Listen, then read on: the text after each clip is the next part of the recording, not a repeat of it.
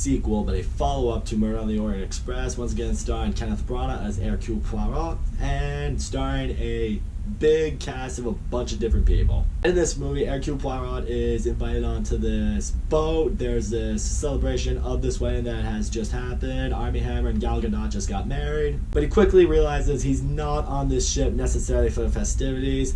They explain to him that there is some foul play that could be going on this ship. Sure enough, that happens when he wakes up one day, a murder has happened, and now he's got a case to solve.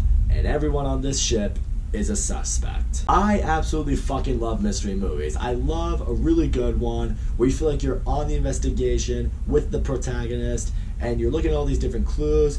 The movie points out different characters that maybe you dislike or maybe have something fishy going on about them, and you start pointing fingers and you start trying to feel like you can figure it out. And at one point you might think you do, and then the movie, boom, hits you with a curveball and you're just like, oh shit, how did I not see that coming? That's how it was solved? Fuck! Which, if you're a stupid motherfucker like me, that actually happens quite a bit. I usually never have a mystery figured out. I definitely had some interest going into this movie, but I will say, Murder on the Orient Express, I wasn't the biggest fan of. I thought the movie had a little too much going on, and the ending of it, the reveal of the big mystery, I also wasn't a fan. So I was hoping going into this movie they would have a much better mystery to it, and ultimately a much better movie. And I will say, this is definitely a better movie. First of all, Kenneth Branagh in this movie, he is really good as Hercule Poirot. I really feel like he fits this character well. Because he plays him about how you expect to see someone who is the self-proclaimed greatest detective in the world. So he's smart, he's calculated, doesn't trust anybody. He has a little bit of an ego, but never too much of an ego where he feels like he is like, you know, whatever he says is right, whatever it is wrong. He's always prepared to test different suspects. He's never like clear-cut driven on one person. He's like, any one of you could have done it. And that is ultimately what makes him such a great detective. He is able to factor anything and anybody into the mystery. Also, the entire cast does a good job. What I appreciate is I feel like everyone got just enough screen time to be a relevant character. Enough of a backstory, enough moments with Hercule Poirot, enough where you really were able to suspect anybody at one point. And from everyone, from Armie Hammer to Letitia Wright to Russell Brand, I mean, they all really carry their weight here. Also, I thought the execution of the mystery was really well done. When the murder happens, you don't obviously see who has done it, and each suspect you think has a particular alibi that just completely gets them out of it. But then you think to yourself, it's like, does the movie want you to think that it's the perfect alibi, that they can't do it, so you're not suspecting them, when in reality they could have done it?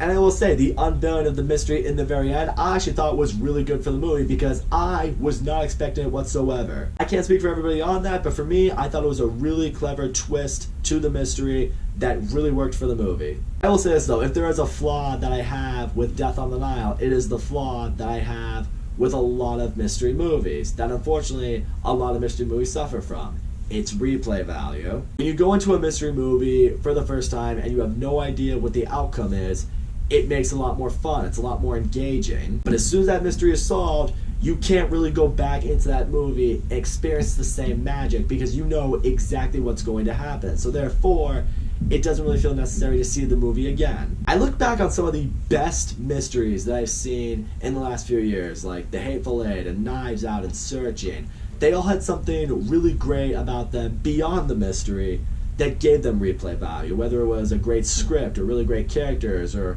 a really unique way of storytelling. Death on the Nile has good characters and it has a good mystery, but it doesn't have an amazing script or really amazing characters or a really incredible way of telling the story.